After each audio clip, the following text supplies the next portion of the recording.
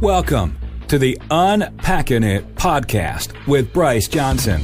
It's a show that unpacks sports, faith, and life with intriguing guests from the sports and entertainment world. Enjoy inspiring conversations and thought-provoking interviews. You'll hear stories from people that will inspire, challenge, and encourage you. Now, from the Unpacking It studios in Charlotte, North Carolina, uniting sports fans everywhere, here is Bryce Johnson. Dr. Mark, thanks so much for joining us here on Unpacking It. How are you doing today? Bryce, I'm doing great. Thank you so much for having me. What an honor and a privilege, man. Thank you. Well, we're psyched to talk with you, and really the topic today is we're going to discuss what it means to be a healthy sports fan, and you've got so many resources, and we're really excited just about your new book as well, and so we'll talk about that.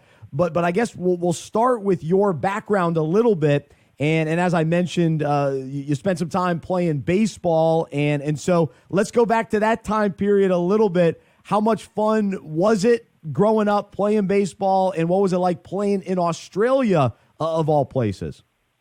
Yeah, I grew up playing baseball in all sports. I played some basketball and football through high school, but baseball is something that I truly loved. I enjoyed it, and the competitive nature. I was a catcher, so catchers like to be in charge of things and take control of the game. So I really enjoyed that part of it. Loved the both the team and the individual competitive nature of it, because as a team you have to play as a team, and individually you have to do your individual part. So it's a unique sport. It takes a lot of good hand-eye coordination, a lot of grit, and a lot of ability to control your emotions, because baseball is one of those sports you play a lot of games. Every game you're put on the spot numerous times, whether batting or fielding a ball, and you have to be into it. And traveling around the world to play was and still is one of the greatest thrills of my life, just to see different continents, experience different cultures, and seeing how people view things. But the thing that I really appreciated most was that the language of sport, whether it be baseball, basketball, or football, it transcends any language, period. People relate, and people get hope out of that. So that's why I love sports so much. And I'm not a former athlete. I'm still an athlete. I still compete against myself, believe it or not. Yeah. That's awesome. No, I love that. And then along with baseball, you were also a bodybuilding champion. And so do you still participate in that? What does that look like today, kind of having that element to your life? Yeah, once an athlete, always an athlete. Both my wife, Dr. Michelle, and I still live that lifestyle, and the lifestyle that we live regarding the competitive nature of our physiques is we still, work on building our physiques, no matter how old you are, how many months you have on your lifespan, or how many decades.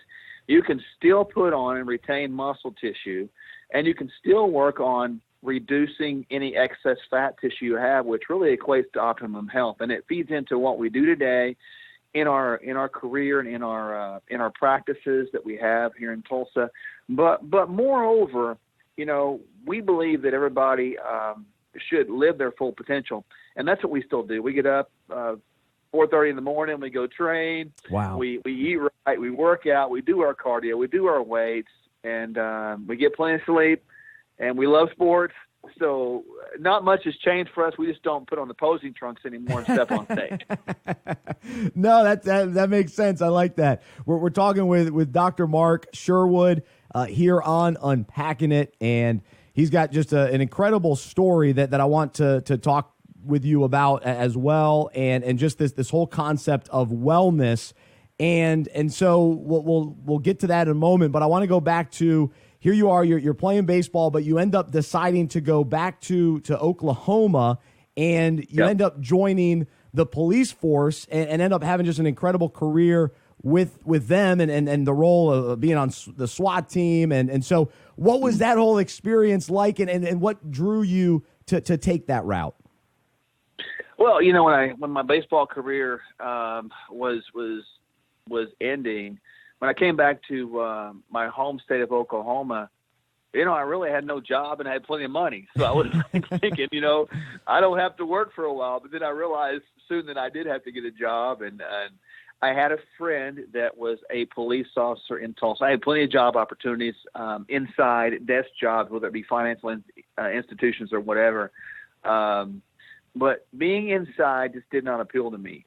The adventure, the experience, probability, adrenaline, the uncertainty of being a cop did. I wanted to help people, Bryce. I wanted to kind of encourage people. And so I went into I went to test for the police department at the behest and encouragement of my friend. And little did I know that I would be there 24 years later. It wasn't my thought. It wasn't a goal I had, but when I got there, I realized there was a mission to complete. There were people to help, and thank God I was able to do that. Yeah. Saw a lot, experienced a lot, was privileged to see people restored from a bad place, and was grieved to see people destroyed from a good place. And in both of those situations, you learn about life, you learn about people, you learn life is fragile, and we better take care of it. But my experience with the police department was something that I wouldn't trade for anything, because you see all kinds of people in the worst possible situation, and you come in there and you try to do your best. And those men and women right now, I will say, that are serving across our country in law enforcement, man, they need our prayers, they need our encouragement and support, because that is a challenging situation, to say the least. And just like sports, Bryce, it's easy to Monday morning quarterback anybody. Oh, yeah. But at the end of the day, to walk in those shoes is a challenge for anyone. Well, and you mentioned the need for prayers for these guys and what they're up against, and men and women, but to speak to some of the issues that we've now seen, the NFL kind of being at the forefront of this protest and raising awareness and all that sort of thing, and the police have kind of been a part of this whole conversation. What is maybe just some truth from your perspective that you can share with 24 years being on the force and with the SWAT team and all that you experienced through that? Yeah, I think there's a few things, and you're right. I do have a unique perspective, being a former professional athlete as well as law enforcement. There's a couple things to keep in mind. Number one, communication is the key to solving problems.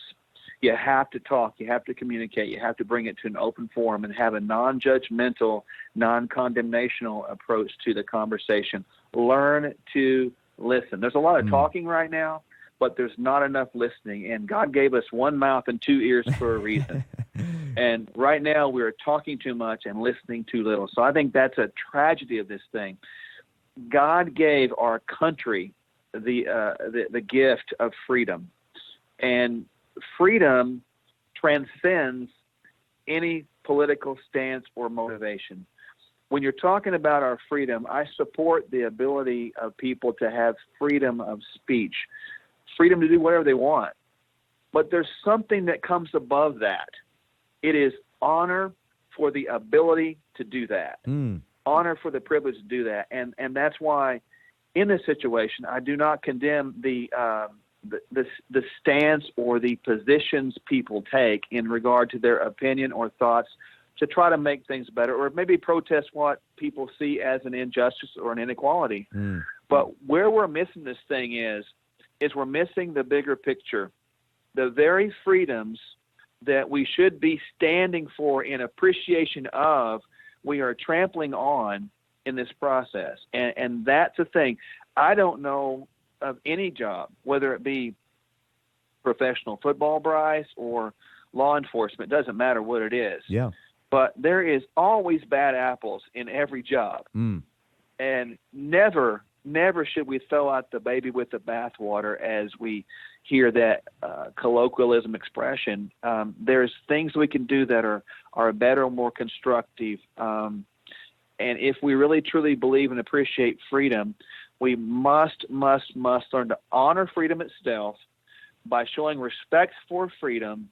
And then when we show respect for freedom, we can communicate the apparent differences and find solutions, because in the midst of freedom, that's where you find solutions. Real bondage is when you start dividing things and creating division. That is bondage in itself, and it is not freedom. Wow. Dr. Mark Sherwood joining us here on Unpacking It, and just a good perspective. He spent 24 years on the police force. He's a former professional baseball player, and he's also an author of a new book called Fork Your Diet.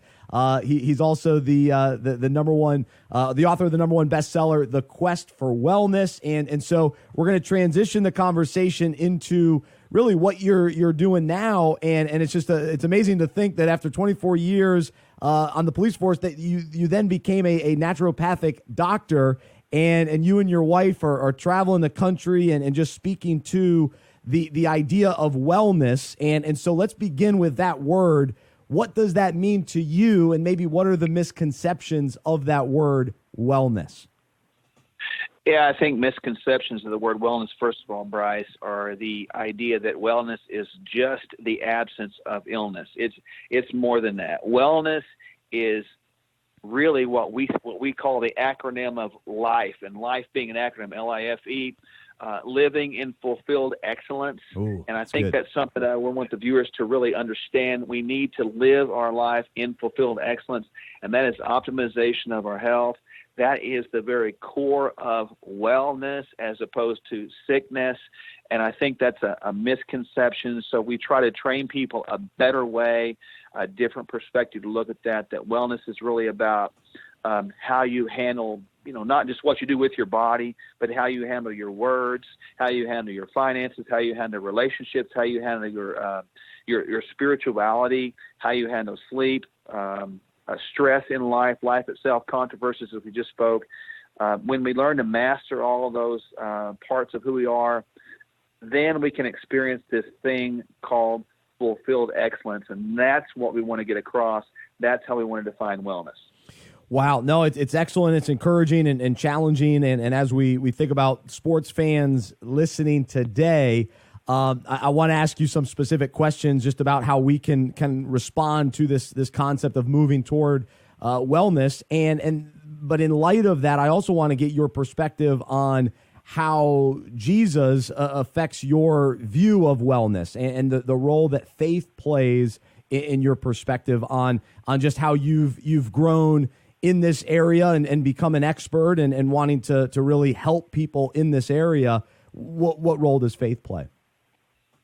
Well, my relationship with God through Jesus is a real one, Bryce. It's not one that is about religion. It's about a relationship. I will say that with unequivocal certainty and passion. The physical gift we have of life itself, our physical bodies, are gifts. They are not our own. We are spiritual beings, all of us, and we have these bodies on loan from our Creator, and it is our responsibility. It's not the doctor's responsibility. It's not the pastor's responsibility. It's not our trainer's responsibility. It's not our counselors, but it's our responsibility to care for that temple that's been placed in our hands, to cherish, to honor. It's the gift of life itself. And without understanding that perspective fully in my own life, if I didn't understand the gift of this life thing I have, this experience that we're even talking now, and this concept of time, I could not give that gift to anybody else. And I want to give people that perspective. I want them to understand that without grasping that concept of the body in the being we walk around, it is not our own. It was bought with a price. If we can't catch that perspective, then we neglect that thing. And God told me something a while back, and not to be ultra spiritual because I'm not, but the bottom line is, He said, my people have lost their power. They've lost their power because they've lost their peace. They've lost their peace because they have neglected their physical peace. Wow. And people have missed the boat in regard to physical health. We have taken it for granted, and we've let it go, and now we want God to fix it. but our behaviors are driving the sickness many, many times. And we've got to fix the behaviors because that's our responsibility. When we fix the behaviors, God created our body in a special way with the ability to actually restore, rebuild, and even heal itself, which is a powerful concept in itself. Man, no, it's eye-opening to listen to. We're talking with Dr. Mark Sherwood, author of Fork Your Diet, Master the 4 Fundamentals of Good Health, and he also wrote the #1 bestseller, The Quest for Wellness. And so let's bring this right to the heart of sports fans. And what are we known for? Tailgating, sitting on the couch watching games. I love hot dogs, nachos, pizza. That has become part of the culture as a sports fan. And so be gentle with us, but how can you challenge and encourage us to kind of maybe think differently just about our wellness? And we'll start on the food side. Yeah, we love that. We love the camaraderie, the cheering, the passion, the rivalries of sports, man. Sports speaks languages to all of us, man. Yep. I love it. I watch it all the time. The thing is, as believers, if we want to talk about just believers, we're supposed to change the culture, right? Amen. We're not supposed to become part of the culture. We're supposed to change the culture. Not to bash the foods you mentioned, but to speak factually. We all know in the foods you mentioned that they are not healthy for us. Therefore, they do destroy the temple. So we, as people, must understand if we want to attend a lot of sports games, a lot of tailgates, let's change the environment. Let's eat grilled meats. Let's skip the bread. Let's bring in some fruits. Let's bring in some salads. And let's bring in some sweet potatoes or avocados, broccoli, hummus. Let's bring in the things that actually change the culture and promote health so that we can enjoy those type of experiences for many, many years to come, as opposed to just having a limited time, shrinking the potential quality of our life and shrinking our potential lifespan when we really enjoy it. So we have to just learn to change the culture and be confident in that. God wants us to enjoy those things, man. Yeah. He wants us to enjoy life, the sports, the events, the competition, but he doesn't want us to destroy our body. Wow. And so you can do both, and you can have an awesome time. I love watching a sports game, but I don't have to have a cold beer to do it and enjoy it. Yeah. I can drink a bottle of water, and I'm just fine, man, and Yep. it's good. Yep. No, it's a good perspective. It's challenging, and to go along with that too, the other thing that happens when you're watching a game is we become the viewer. We're the ones watching others participate, and there's a sedentary lifestyle that we represent as fans. I love being in my recliner watching games, but if I'm not getting up and being active myself, then there's some issues. So what do you speak to that side of things as well? I say be an active sports fan. Nice. Don't be a sedentary sports fan. Stand up, watch the game, get into it, enjoy it. Cheer your team on. Be animated about it. Be excited. There's nothing like a good dopamine surge of seeing your team score, or there's nothing even wrong with being disappointed sometime when your team doesn't win. Life's about the gamut of emotions. So be active when you're watching a game like that. Move around. Don't sit on your butt. Move around. Yeah. Stand up. There's nothing wrong with, and I've done this a bunch of times. I have watched a game while riding a treadmill or a bicycle. There it is. It's fun to do. It's cool because you're really thinking you're in that game and you're enjoying it, but you're also doing something very, very constructive. And believe it or not, you can watch a game and ride a bike at the same time. It's pretty fun. That's a good one. I like that. That makes sense. We're talking with Dr. Mark Sherwood here on Unpacking It. He's a naturopathic doctor and an author of the new book, Fork Your Diet. And he's all about the message of wellness and speaking to that with us today. Another element to that, the overall wellness, is this concept of stress. And we can all identify with that. And I know that I struggle with it at times and knowing how to handle it. And you've written about how to conquer it. And I even saw, I'd love to hear about this. You were up in Green Bay actually teaching about stress. So what was that experience like? And then I want to be taught a little bit about stress today. Yeah, the experience was wonderful. I actually taught to some folks in the Attorney General section, and there was some law enforcement there, of course. So it was a high stress capacity crowd, large crowd, close to 400. Enjoyed it. It hit home. Stress hits home with all of us, or the inability to handle it. So very quickly, in regard to stress, we have to turn the concept of stress from a noun as a person, place, or thing, something you can put in a bucket, because you can't. We have to turn it into a verb, or as I define stress, here's the definition: the action that you take in regard to life's expected or unexpected occurrences. For example, you have a traffic jam. You can't control that thing. I know it stinks and it's no fun to sit there, but you have an opportunity. Do you get pissed off, or do you turn on some praise and worship music? There you go. You have a choice. It is an action we take. Everything we have in life is an action we take. Stress does not control us, you see, because stress is not a noun.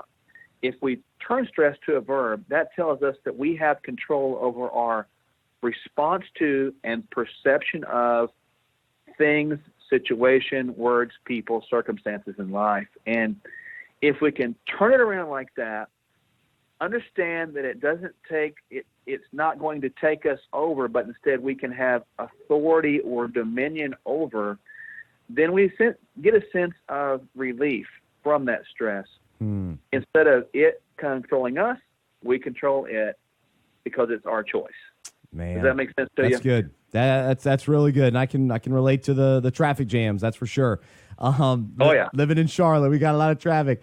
But no, very very encouraging as well. And I was just gonna say, you were at the Lambeau Field while you were in Green Bay. So what was the field like in the stadium? Man, it was overwhelming. It's one of my bucket list things. I got to do a private tour down on the field, in the field, and it was amazing. The only thing I was missing was my dear wife, because I was going to do a Lambeau leap and let her catch me. And even if she didn't catch me, I was still going to do it. Oh, man. But it was wonderful. Great experience. Lots of history there. It just makes you understand, from an overall perspective from sports fans, those that have set the groundwork before us, those people that have battled those in the trenches, whether it be football or in the Army or in the war, whatever, man, those people deserve a lot of credit and should never be forgotten, because their hard work, their passion built a foundation for what we call today sports. It really, and freedom, all of it together was just a moving experience. I can't wait to go back. The persons I talked to said, come back, we'll get you on the sideline during a game. Ooh. So that's on my agenda for next year. I'm not going up there this winter. It's too cold. That's right. So I'm going to do it next year. It's got to be in September. That's the way to do it. Well, no, that's right. That's cool. Well, Dr. Mark, man, it's been awesome talking with you. I love hearing your story and just your heart and passion for wellness, and encourage people to check out your website, SherwoodWellness.tv. The name of the book, Fork Your Diet, Master the 4 Fundamentals of Good Health. Mark, really appreciate it, and we'll definitely have to do this again. Bryce, thank you, and definitely would love to. You're a good man, and I appreciate the opportunity today. Absolutely. Glad to have you. Thank you so much. Dr. Mark Sherwood, right here on Unpacking It. For more information about the show, our events, and other resources, visit unpackinit.com. That's unpackinit.com. We hope you are encouraged, inspired, and challenged by what you heard today. To support our show and Unpacking It Ministries with a financial gift, visit unpackinit.com/donate. We look forward to unpacking sports, faith, and life with you again next week.